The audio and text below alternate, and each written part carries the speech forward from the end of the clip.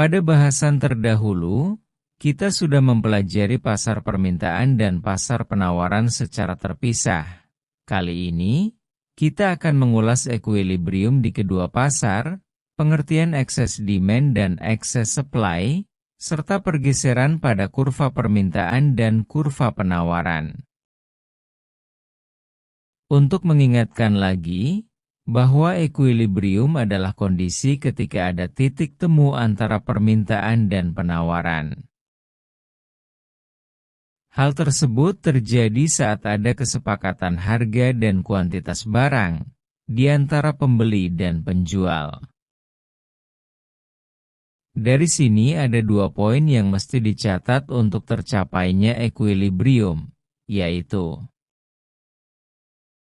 pertama, equilibrium harga, yakni besaran harga yang disepakati oleh penjual dan pembeli untuk kuantitas barang yang telah ditentukan. Yang kedua, equilibrium kuantitas, yakni kuantitas barang yang menjadi kesepakatan penjual dan pembeli sesuai dengan harga yang telah ditetapkan. Sekarang kita lihat pada gambar 1. Dari gambar ini bisa kita lihat bahwa equilibrium adalah kondisi ketika terjadi titik temu antara permintaan, yakni kurva D, dengan penawaran, yakni kurva S, dalam hal ini di titik E. Equilibrium pasar tercapai ketika terjadi kesepakatan harga sebesar 30 di titik A. Dengan kata lain, titik A adalah equilibrium harga, dan kesepakatan kuantitas barang sebanyak 4 di titik B. Titik B ini disebut dengan equilibrium kuantitas. Ada situasi di mana pasar tidak mencapai equilibrium. Dalam kasus ini, maka akan terjadi kondisi yang disebut ekses. Ada 2 jenis ekses yang mungkin terjadi. Pertama, excess demand. Kondisi ini terjadi apabila jumlah permintaan melebihi jumlah barang yang ditawarkan.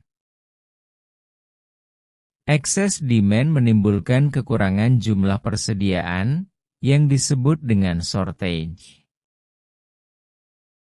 Selanjutnya, excess supply, yakni ketika jumlah barang yang ditawarkan melebihi jumlah barang yang diinginkan. Adapun kelebihan jumlah penawaran itu disebut dengan surplus. Berikut contohnya dalam bentuk kurva.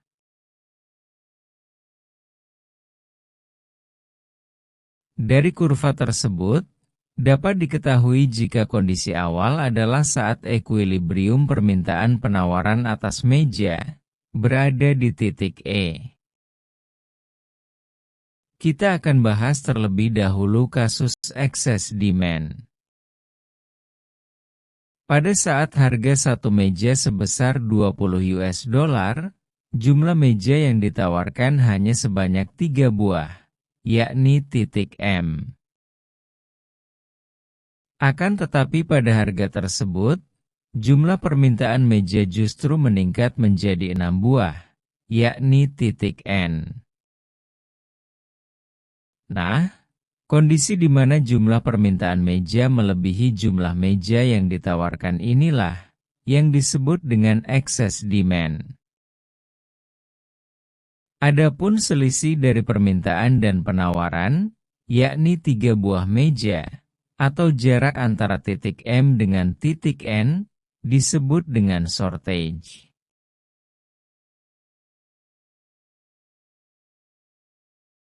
Kita lanjutkan dengan excess supply. Pada kasus ini, ternyata jumlah permintaan lebih kecil daripada equilibrium awal, tepatnya di titik K, yakni saat harga satu meja sebesar $40 dan kuantitas yang diinginkan sebanyak 2 buah meja.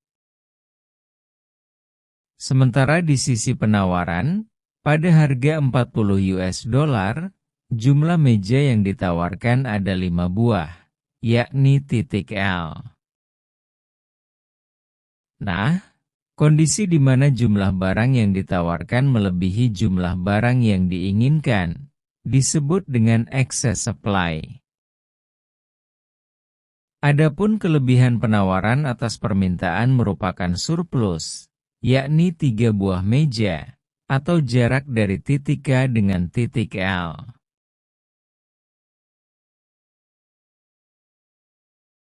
Berikutnya, kita akan mempelajari pergeseran pada kurva permintaan penawaran. Ada 3 kondisi dari pergeseran kurva, yakni: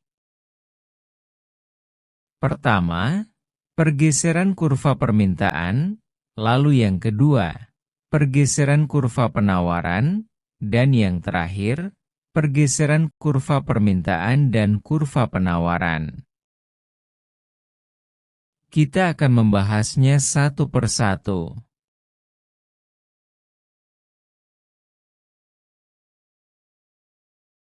Kondisi pertama, pergeseran kurva permintaan. Kita masih akan menggunakan kurva seperti pada contoh terdahulu.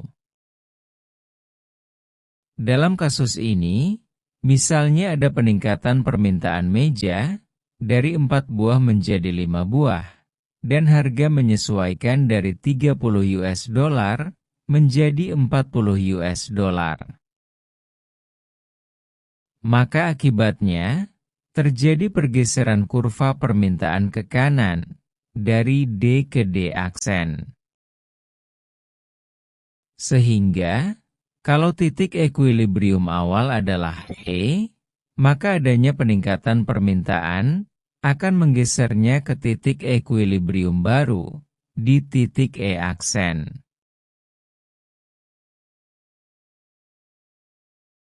Berikutnya, kondisi kedua, pergeseran kurva penawaran. Dalam kasus ini, misalnya ada penurunan jumlah meja yang ditawarkan dari 4 buah menjadi 3 buah.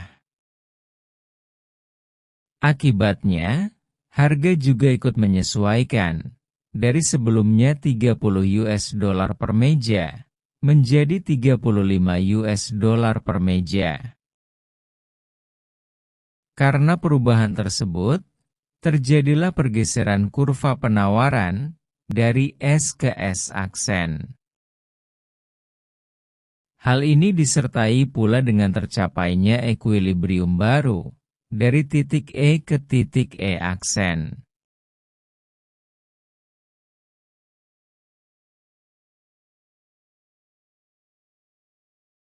Terakhir, pergeseran pada kurva permintaan dan kurva penawaran. Kita misalkan terjadi kenaikan permintaan atas meja yang menggeser kurva permintaan ke kanan, yakni dari D ke D aksen. Akan tetapi, karena persediaan bahan baku pembuatan meja sangat terbatas, maka penawaran meja justru menurun. Akibatnya, kurva penawaran justru bergeser ke kiri, dari S ke S aksen.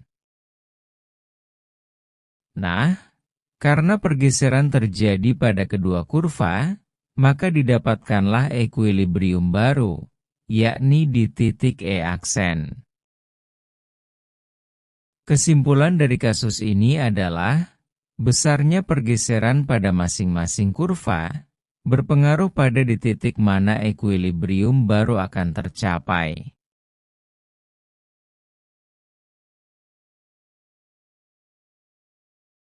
Demikian penjelasan terkait konsep ekuilibrium di pasar permintaan penawaran, pengertian excess demand dan excess supply, serta pergeseran pada kurva permintaan penawaran.